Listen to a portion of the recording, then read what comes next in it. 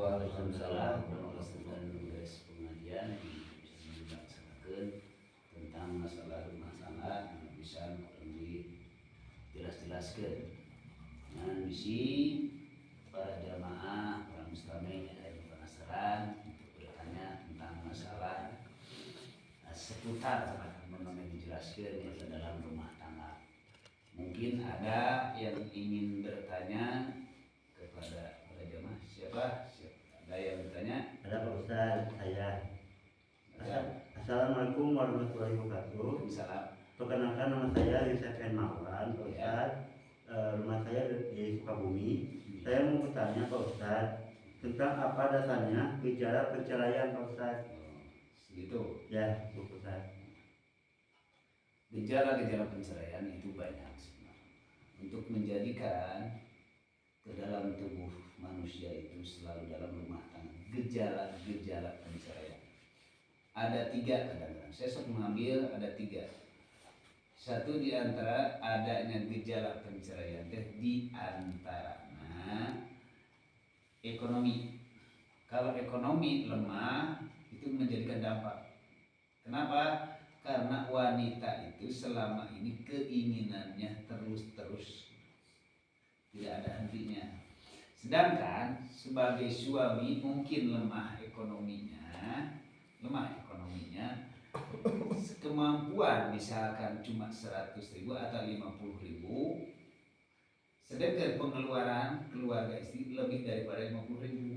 Itu akan berpikir sebagai istri itu akan merasakan kekurangan. Nah itu bisa menjadikan dampak untuk dalam rumah tangga itu minta perceraian di antara ekonomi itu.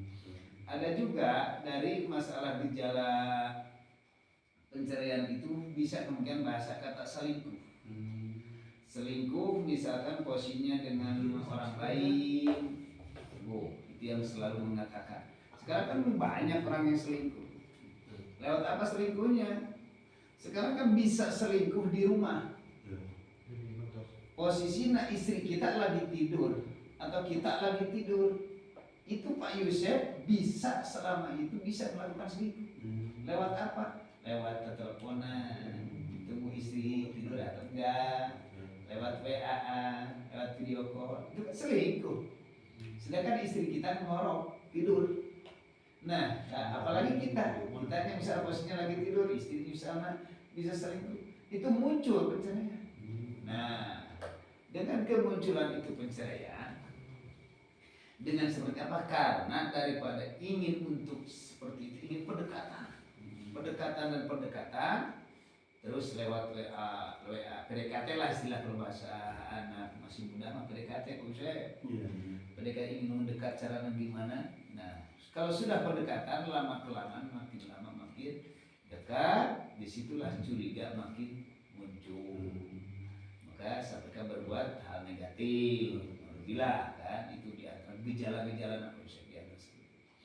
Ada juga Pak Yusuf tentang masalah gejala untuk kemunculan ini yang paling selalu dominan, apalagi sekarang ini musimnya. Banyak orang pengen menjadi janda, banyak orang pengen jadi duda. Sebenarnya dalam hati itu tidak mau karena sebab dorongan itu. Nah ada yang pihak ketiga. Nah pihak ketiga selalu mendorong dalam rumah tangga, ikut campur dalam rumah tangga di antaranya yang terdekat. Orang tua bisa ikut campur memobok-mobok dalam rumah tangga anak, itu bisa. Atau napi keluarga selalu adik kakak bisa ikut campur, itu bisa jadi masalah dalam rumah tangga. Selalu memobok-mobok. Nah itu muncullah perceraian. Itu kan akibatnya seperti itu. Di antaranya yang 3 itu insya Allah bisa terjawab seperti itu. Mungkin ada lagi yang harus tanyakan tentang seputar dalam rumah tangga dari yang baik. Assalamualaikum warahmatullahi wabarakatuh. Waalaikumsalam warahmatullahi wabarakatuh. Sehat Ustaz? Alhamdulillah. Saya mau melemparkan satu pertanyaan kepada Pak Ustaz. Ya. Saya mau bertanya, apa sih dampak sesudah cerai itu bagi 2 orang itu secara syariat dan hakikatnya Pak Ustaz? Mohon jawabannya. Apa? Coba baca lagi, kembali lagi. Apa sih dampak sesudah cerai itu bagi dua orang itu secara syariat dan hakikatnya? Ya. Nah, itu pertanyaan yang bagus itu. Siapa tadi? Dari Pak Abdul. Pak Abdul. Bukan Rai Abdul kan? Bukan. Pak Abdullah. Iya. Ya, Pak Abdullah bertanya tentang masalah apa sih apa sih yang dampak apa? Ya, dampak sesudah cerai itu. Apa yang dampak sesudah cerai itu? Nah, dampak sesudah cerai itu muncullah di situ masalah penceraian, rasa penyesalan.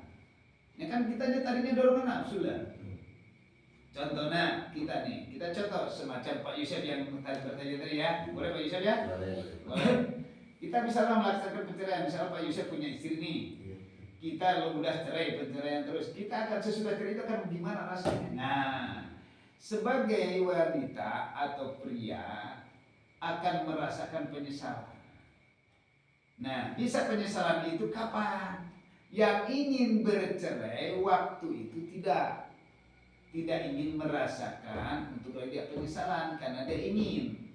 Tapi kalau orang yang selalu ingin tak mau dicerai lebih dominan untuk rasa penyesalan karena selama ini mungkin ada berbuat hal-hal yang negatif. Itu dapat merasa penyesalan. Makanya sekarang ini apalagi di YouTube, nah orang dengan tadinya dorongan hawa nafsu sampai ke sekarang ini orang yang dampaknya penceraian tadinya keinginan ternyata tidak kesampaian. Makanya orang itu sekarang pengen lagi punya suami atau istri. Kalau wanita pengen lagi punya suami berarti sudah jadi janda. Nah sekarang banyak dampaknya di YouTube, di Facebook. Sekarang kan orang pada dagang semuanya itu. Sebenarnya itu yang di Facebook itu dagang semua. Dagang apa? Ada yang dagang muka saya cantik. Ada itu dagang sebenarnya. Kenapa harus dagang? Karena pakai modal, pakai kuota loh.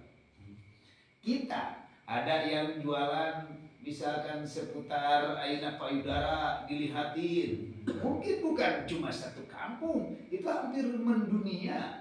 Kalau di Facebook itu seperti itu ini Pak. Yang melihat itu siapa? Berarti dagang loh. Laku enggak? Laku gitu. Cuma lakunya dosa semua. Banyak orang yang beli. Jangankan Pak Yusuf, Ustaz pun beli gitu kan. Kita buka Facebook, ternyata itu beli loh. Apakah dia dosa? Buat kitanya dosa, apalagi dia yang mengadakan. Ada juga yang selama ini yang jualan itu bahkan sampai ke kemaluannya. Sampai ke kemaluannya, rasa ke penyesalan itu sampai ke dijual juga. Pengen dilihat. Yang beli banyak loh. Bukannya Pak Yusuf atau para jamaah, bukan. Yang beli itu banyak. Tokoh-tokoh para kiai itu beli. Ngantek sadar para kiai, para ustaz, para ajengan itu padahal beli palangka. Tapi beli kemaluan, ngan cuma ukur obat mata. Contohnya, kalau kita pengen enak nih, beli lote atau napina, obat mata itu lote ya. Iya. Itu kan harga berapa? Bisa 10.000, bisa 15.000 lote. Untuk apa? Untuk licin penglihatan. Itu untuk licin penglihatan. Nah sekarang tidak beli lote, sekarang mah cuma buka kuota. Beli kuota atau wifi lewat itu. Lihat aja ini. Licin tuh penglihatan. Sama enggak? Beli enggak? Tak sadar. Nah itu dia. Dampaknya seperti itu. Lelaki pun sama Pak Bro. Lelaki kalau udah seperti itu dengan dorongan nafsu akan berjalan menjadi rasa penyesalan. Karena sekarang cewek banyak untuk dibeli. Sekarang tapi cewek itu keinginannya lain. Karena dominan untuk dorong dengan keinginan pengen cantik lah, pengen beli mobil itu. Ternyata kalau lelaki tidak mampu, apalah daya, pasti ujungnya akan penceraian. Maka dampak itu akan merasa penyesalan. Cari istri lagi susah, bingung. Bukan istri tidak ada, ternyata istri itu banyak yang ada penyesalannya. Bisa kita seperti itu. Bisa orang kalau kurang keimanan itu bisa kawin lewat tangan. Kawin lewat tangan seperti apa? Mengeluarkan Supardi. Tahu Supardi nggak? Nah, kalau Supardi itu adalah bisa ngecerit. Cuma itu kawin kepada tangan. Kalau kawin kepada tangan itu bila mana meninggalnya nggak mau bumi menerima. Nggak mau bumi menerima. Selalu dikeluarin dari kuburannya. Keluar kamu. Makanya banyak orang yang selama ini bila mana perkawinan seperti itu dengan gejala penyesalan kawin dengan tangan, maka itu istrinya adalah tangan. Kuaya kenapa Pak Aduh begitu kayak mengalami ketawa ya? Kayaknya ini lucu aja lucu atau lucu? Nah, kalau lucu ini ada penyesalan ada karena bakal saya kebohongan. Pernah nge-cerit kan? Nah, itulah makanya jangan sampai seperti itu mengeluarkan si Supardi lewat tangan bisa menjadi dampak menjadi penyakit. Itulah diantara penyesalan lewat penyakit seperti itu. Mungkin cukup, Aduh? Cukup. Kurang. Terima kasih Ustaz. Mudah-mudahan ada manfaatnya. Ada lagi di seputar ini dalam rumah kakak. Ada Ustaz. Ya. Assalamualaikum warahmatullahi wabarakatuh. Waalaikumsalam warahmatullahi wabarakatuh. Perkenalkan, nama saya Taufik Wildan, Iya. asal dari Kota Sukabumi. Saya mau bertanya Pak Ustaz, ini masih seputar rumah tangga ya, yang sudah pisah. Pertanyaannya ada dua. Yang pertama, apakah istri dalam idah boleh menikah lagi atau tidak? Itu yang pertama. Yang kedua, bagaimana hukumnya jika istri menikah di dalam idah menurut agama Islam? Itu yang saya pertanyakan. Sekian Pak Ustaz. Pertanyaan selanjutnya adalah dari Pak Opik. Insya Allah saya akan menjawab. Sudah ada dalam Al-Quran, dalam kitab fikih tentang masalah dalam kitab yang lebih menjelaskan tentang masalah idah kan. Tadi yang pertama bagaimana Istri dalam idah di dalam idah boleh menikah lagi atau tidak gitu. Nah, istri di dalam idah karena idahnya posisinya pakai idah bulanan. Ada idah panjang personal topik, ada yang namanya idah bulanan atau idah sucian atau idah hamil.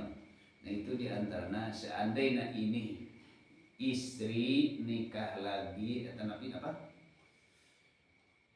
Nikah lagi ya. Nikah lagi di dalam idah. Ya. Nikah lagi dalam idah nggak boleh, nggak boleh. Kenapa nggak boleh? Karena itu masih dalam status secara agama masih setengah lah istilahnya. Bisa dikatakan setengah masih dalam keadaan ini istri. Dia juga nggak boleh untuk melakukan karena di situ wajib membayar idah. Nggak boleh untuk melaksanakan nikah lagi kecuali habis idahnya. Idahnya tergantung yang apakah istrinya suka haid berarti idahnya sucian. Kalau istrinya tidak haid berarti idah bulanan. Kalau istri hamil itu berarti idah hamilnya. Ya, di masalah itu tentang masalah pernikahan semua bila mana dalam idah nggak boleh untuk melakukan pernikahan lagi siapapun. Yang tanya kedua tadi Hukumnya jika istri menikah di dalam masih menikah si istri nikah lagi ya, tetapi masih dalam idah gitu. Jadi bagaimana hukumnya menurut agama Islam gitu Ustaz? Iya. Kalau menurut bila mana istri melakukan nikah lagi, misalkan dan tadi sih kita contohin sama Pak Usyep atau Pak Aduh ya, contohin aja supaya lebih paham. Istri kita misalkan dicerai Pak Aduh, Pak Usyep. Terus istri itu karena dorongan dari kebutuhan ya, kebutuhan mungkin dengan ekonominya, ini ada laki-laki ingin, kalau laki-laki itu tadi sah pernikahan, kalau istri itu nggak boleh tadi jawabannya. Nah, bila mana dia sudah menikah karena dorongan kebutuhan, tetap kata hukum itu tidak boleh, maka di istri bila mana melaksanakan pernikahan tetap dianggapnya itu adalah zina. Nah, seandainya bila mana itu melakukan seperti itu, melakukan zina, bagaimana ketika punya anak? Nah, apakah anak itu berarti anak jadah? Karena nikah di dalam keadaan di dalam iddah, itu anaknya berarti anak jadah. Nah, walinya di situ berarti walinya orang laki. Bila mana pernikahan banyak nih sekarang, banyak wanita itu nikah di dalam iddah karena pengen cerai, sudah cerai kawin lagi. Kenapa? Karena dengan ini misalkan tadi tidak cukup dengan kebutuhan ekonomi atau biologisnya tidak cukup, ternyata mencari lagi banyak. Tetap harus habis iddah dulu. Wahai para wanita siapapun telah menonton yang selalu pengajian ini, yang selalu bertanya tentang masalah nikah dalam iddah, habisin dulu iddah. Bila mana istri soka head, maka idahnya idah sucian, awas. Bukan idah 100 hari, bukan.